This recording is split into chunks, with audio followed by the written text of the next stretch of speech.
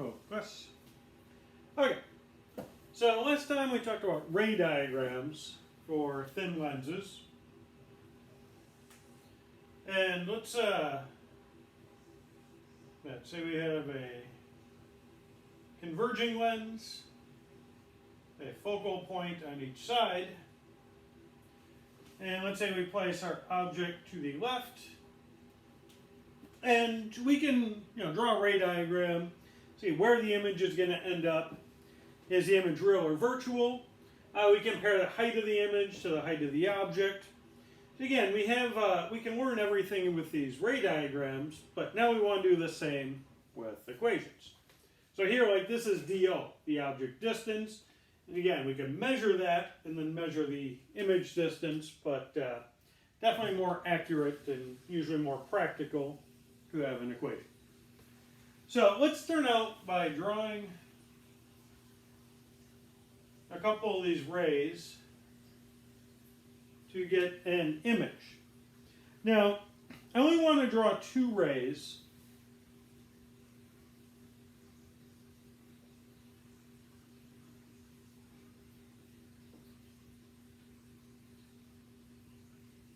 Okay, so there is our image right here. And yeah, basically we're going to just work with this. The third one, we go through here and then come parallel to the principal axis. Well, that would really be the one labeled 2, but yeah. But just for clarity, because we can see there's a few triangles in here that we can see. Like, try and highlight the two triangles. So we have one that looks, or two pairs of triangles that kind of share an angle. We have this pair here, where these are parallel lines, and so these two angles are equal to each other. So we have this red triangle, and then this blue triangle, or this blue pair of triangles here.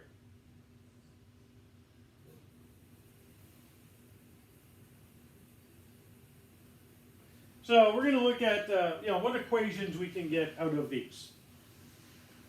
So let's start out, let's label some of these sides. This is the height of the object. And just so I don't forget later, I'm going to label this minus HI. Just because, we're looking at geometry here.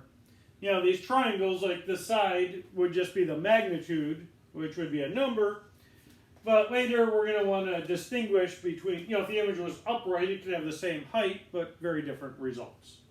So I'm just going to call that minus HI, where HI is just the positive magnitude of that arrow. We have DO, which is this distance.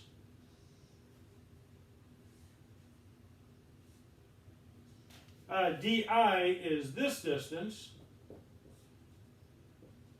And the focal length, I don't know here, we could say, that's the focal length. So let's start out, let's look at these red triangles, this pair of triangles here. And, if this is theta, we can say, I'll use red for that, so it's easier to identify where these equations are coming from. But here we can say tangent of theta would be HO over DO. So tangent of theta, that's opposite over adjacent. On the other side, tangent of theta, so like for this triangle, tangent of theta, that'd be minus HI over DI.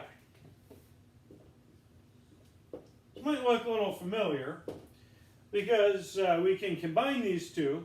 Let's define magnification as before, as a height of the image over the height of the object. And these are equal to each other. So just to save space, I'm going to write it here and then erase it. So we have HO over DO equals minus hi over di. So if we solve hi over ho, we get minus pi over do. So let's write this over on the, we collect our equations.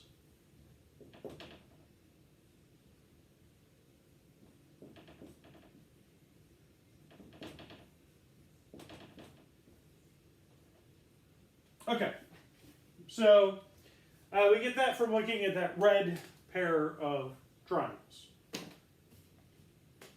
Okay, yeah, I'm going to erase this now that we've used it. So now let's look at what we get from this pair of blue triangles. Remember,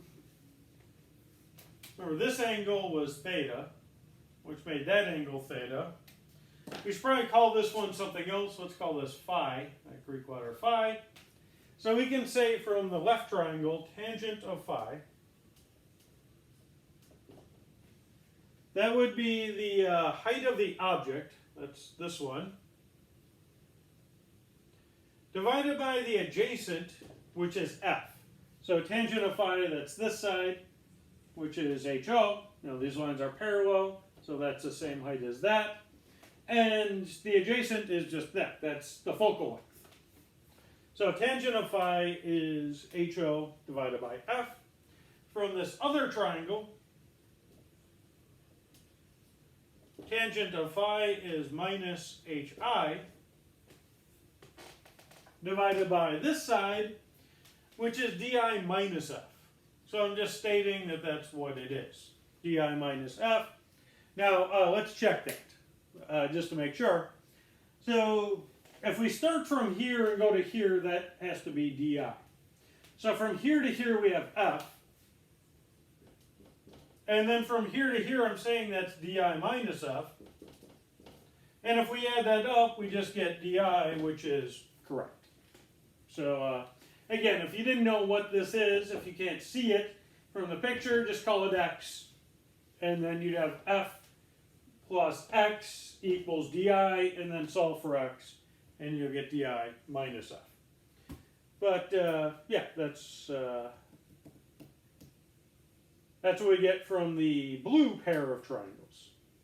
So we can set them equal to each other. So let's do that. Here we can say ho over f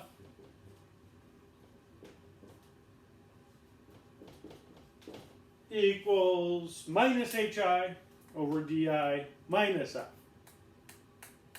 Now what we're trying to do with this equation is find a relation just between the distance, like say we have a given length, so we know the focal length. So we want to say if we place the object somewhere, where is the image going to be?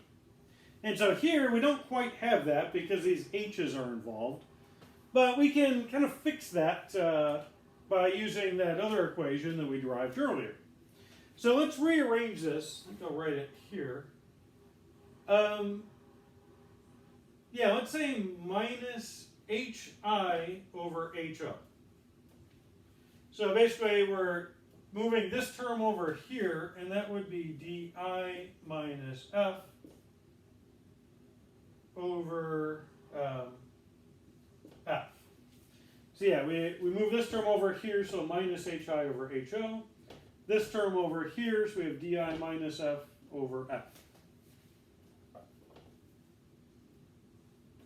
Okay, and now minus hi over ho, that's di over do. So di over do equals di minus f divided by f. Or we could break this into two pieces. Di over f minus f over f, which is 1.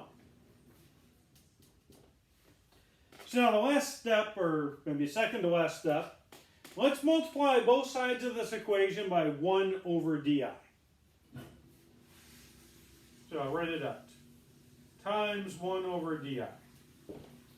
So here, if we multiply by 1 over di, we have 1 over do. Or no, then it's equals. So again, multiplying by 1 over di, we just have 1 over f. And then minus 1 times 1 over di, that's just 1 over di. And now the final step, I mean, we're kind of done because, actually we were done even over here, because we just have a relation between di, do, and f. So in a sense, we were done here. We're just cleaning it up to write it in a nicer form. So if we just move this term to the other side, we get our thin lens equation.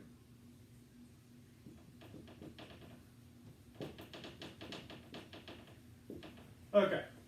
And we have some nice labs that we could do in class playing with these things, but yeah, doesn't quite work out online. But in a sense, yeah, that's all we're doing with for this topic because,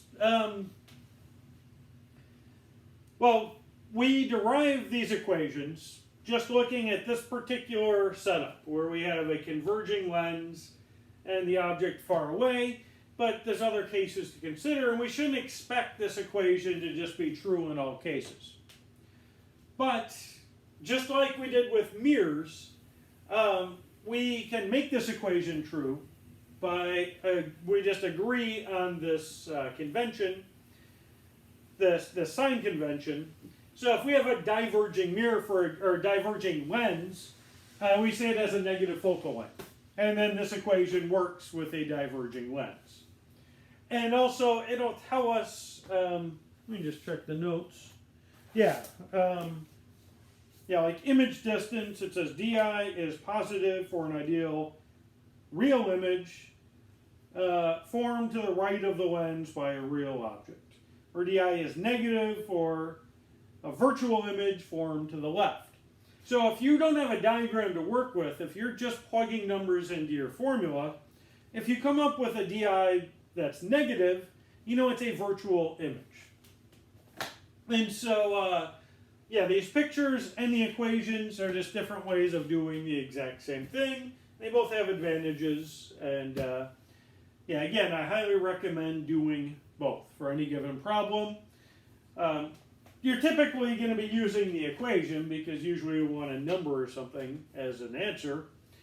But as a backup, just draw a picture as well, and just so you can see what's going on. It really helps if you do both. If you screw up anywhere, these results will not agree with each other. Very good idea. Because again, it's not that these problems are particularly complicated. I mean, it's just algebra. But it's very easy to forget things or, mix up a sign convention or something. So you want to be careful doing these. And working algebraically and with pictures can definitely help with that. So again, then we'll just state, here's our sign convention. We have that as well. I just want to do one more thing before ending this video. Even though we did it with spherical mirrors, it comes up enough. Let's say we know do and we want to solve di. Well, here it is, but it's kind of inconvenient. So let's solve directly for di. So 1 over di is 1 over f minus 1 over do. And we can get a common denominator. So what we did is we multiply this first term by do over do. So the denominator is f times do. And on top, we just have a do. For here, we multiply by f over f, so they have the same denominator. That term is just an f. So do minus f. And that's 1 over di. So if we just invert that, we can say di is f times do divided by do minus f. And again, it's worth writing. It's not on the equation sheet because you can get it from here, but it's probably worth just writing down because it comes up a lot. Okay, but that'll be it for this lecture. What we're going to do next is we're going to look at combination lenses.